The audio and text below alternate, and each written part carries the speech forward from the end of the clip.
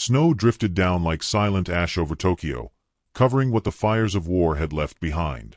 Roofless homes, blackened trees, and 1,000 chimneys that no longer smoked stood beneath a sky too calm for the ruin below. In that stillness, a mother named Aiko knelt beside a half-collapsed doorway, her hands trembling as she tried to light a piece of charcoal. Her son, Kenji, only 4, sat wrapped in a tattered futon, his breath shallow and white. The war was over, they said. The emperor's voice had surrendered. Yet peace, as Aiko understood it, had arrived with the scent of rot and the echo of empty pots.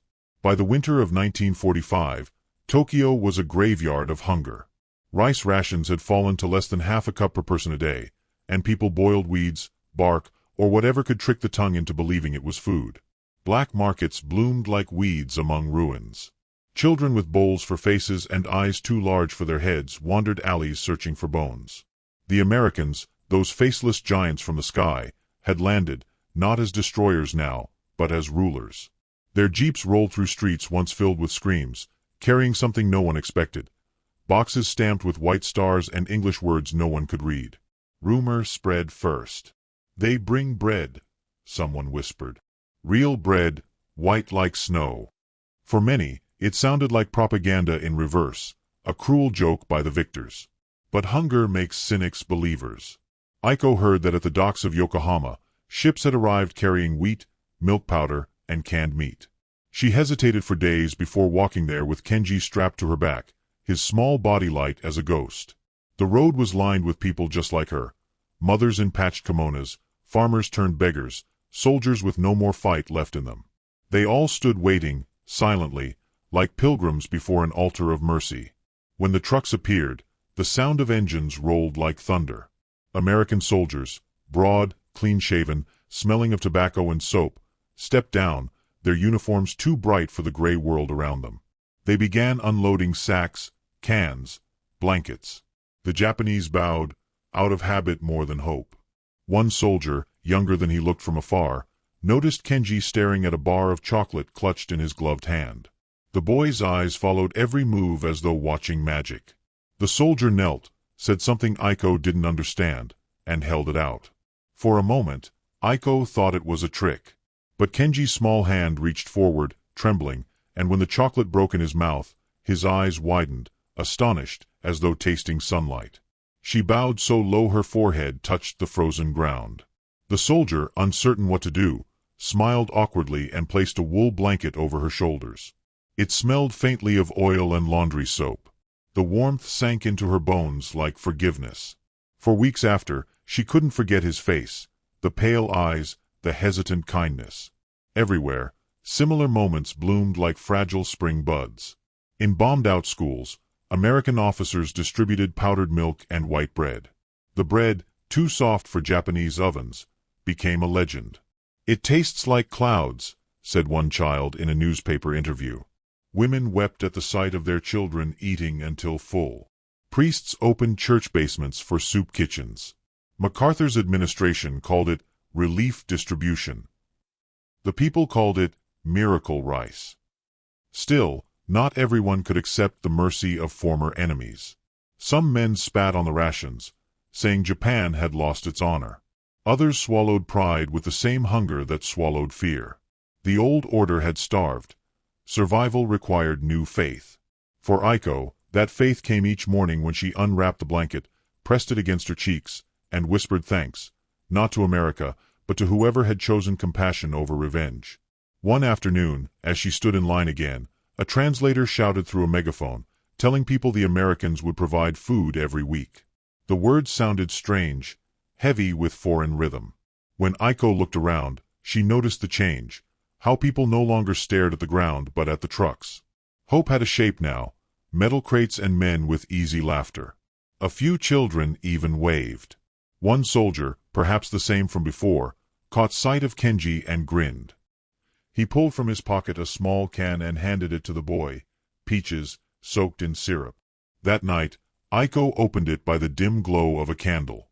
The scent of sweetness filled the room, unreal in a world of ashes. Kenji's lips glistened as he tasted it. For the first time since surrender, Aiko laughed, a small, cracked sound that startled her. She hadn't known laughter could still exist. Across Japan, similar stories unfolded. American rations fed millions who once feared them. Between 1946 and 1948, over 800,000 tons of food poured into the islands. Mothers lined up before dawn, whispering prayers that sounded half like apologies, half like gratitude. The lines became communities. Strangers shared news, recipes, laughter. In some districts, U.S. soldiers taught locals how to bake bread, using makeshift ovens from scrap metal. The smell drifted through alleys once filled with smoke, transforming memory itself. Aiko often thought of her husband, dead somewhere in the Pacific, and wondered what he'd think if he saw her now, accepting bread from the same uniform that had ended his life. But grief has many faces, and sometimes one must eat to remember. So she ate, and fed her child, and lived. By spring, the snow melted into muddy streams carrying scraps of burned paper and melted tin. The first green shoots rose through cracks in concrete, stubborn and bright. Children chased after American jeeps shouting, "Chocolate! Chocolate!" and laughing with mouths full of crumbs. The soldiers laughed back, tossing candy like confetti. Even in the ruins, a strange kind of celebration began, a silent treaty between those who gave and those who received. That evening, when the sun fell red behind the wreckage of the Imperial Palace, Aiko watched her boy sleeping beneath the American blanket, cheeks round again with life. She realized that the war had not been won by bombs or lost by emperors.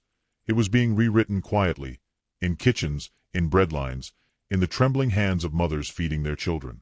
And somewhere beyond the harbor, another ship arrived, loaded not with weapons, but with something far more dangerous to despair.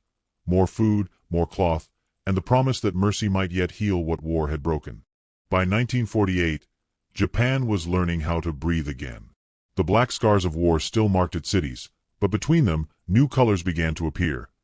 Green rice shoots trembling in wind, the pale blue of rebuilt classrooms, and the bright white sacks that arrived stamped with the words "gift of the American people." Aiko, once hollow-eyed from hunger, now stood outside a wooden schoolhouse watching her son Kenji run with a lunch tin in his hands. He was 6 now, with hair cut neatly by the teacher's scissors and a smile that had returned piece by piece, like a puzzle rebuilt after years of ruin. Every morning, the smell of soup drifted through the streets. The school lunch program, they called it, an idea born from American aid and carried on by Japanese hands. Inside the classroom, desks salvaged from rubble lined up before a blackboard streaked with chalk dust.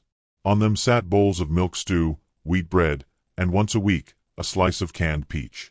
It was simple food, but to children who had once gnawed bark for dinner, it tasted like a promise. Aiko often volunteered, helping ladle broth beside American women from relief missions, church volunteers who spoke slow Japanese and smiled easily. Their words sounded strange, but their laughter felt familiar. Sometimes, they let her take home leftovers, and she'd press the warm bread against her face before saving it for Kenji. The same hands that once trembled before enemy soldiers now worked beside them, stirring pots, washing dishes, passing ladles. Mercy had become a habit. The city was changing too. Markets reopened, posters urged people to rebuild, radio broadcasts spoke of new democracy. But beneath it all ran an unspoken truth. This recovery was fed by strangers. Each sack of flour, each bar of soap, each bolt of cloth carried the quiet weight of gratitude and humiliation intertwined. Aiko felt both when she received her first paycheck for sewing uniforms from donated American wool. The fabric was coarse, yet sturdy. She thought of her husband again, his uniform turned to dust on some forgotten island, and wondered if he would forgive her for wearing the enemy's cloth. Yet when she saw Kenji sitting at their table, chewing bread with his small teeth and humming a school song in halting English, "Thank you very much, teacher," her doubt softened.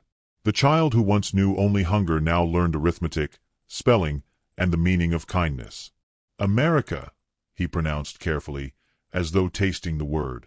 It had become more than a country. It was an idea stitched into every meal. Still, not everyone saw it that way. In the marketplace, an old veteran named Shun spoke bitterly of occupation charity. "They feed us to tame us," he said, his missing arm tucked beneath a coat. "They give bread so we forget the bombs." Aiko said nothing. She only remembered the day her child nearly starved. Pride could not fill a stomach. But that night, as she mended Shun's torn sleeve for free, she understood his anger. Even gratitude can ache when it reminds you of loss. Spring brought the first harvest since surrender. In schoolyards, children planted wheat seeds from American aid crates, watching them sprout into golden rows. Teachers called it peace grain. At the end of term, Kenji's class baked bread using those very stalks. The loaves came out uneven, burnt at the edges, but the smell drew neighbors from every corner. People laughed again, loudly this time. Aiko stood among them, tears burning her eyes as she bit into that imperfect bread. It was no longer foreign. It was theirs. A young American officer named Miller often visited the schools, his camera slung around his neck. He took pictures of the children eating, smiling, waving tiny flags. Once, he showed one to Aiko, Kenji grinning with crumbs on his cheeks. "You see," he said softly. "Tomorrow looks different already." His Japanese was broken, but the sentiment landed clean. She bowed, unable to find words, only gratitude that felt too big for language.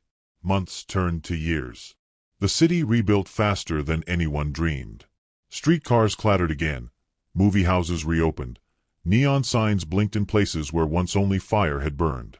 People began to speak of the miracle of Japan. But Aiko knew miracles didn't come from heaven.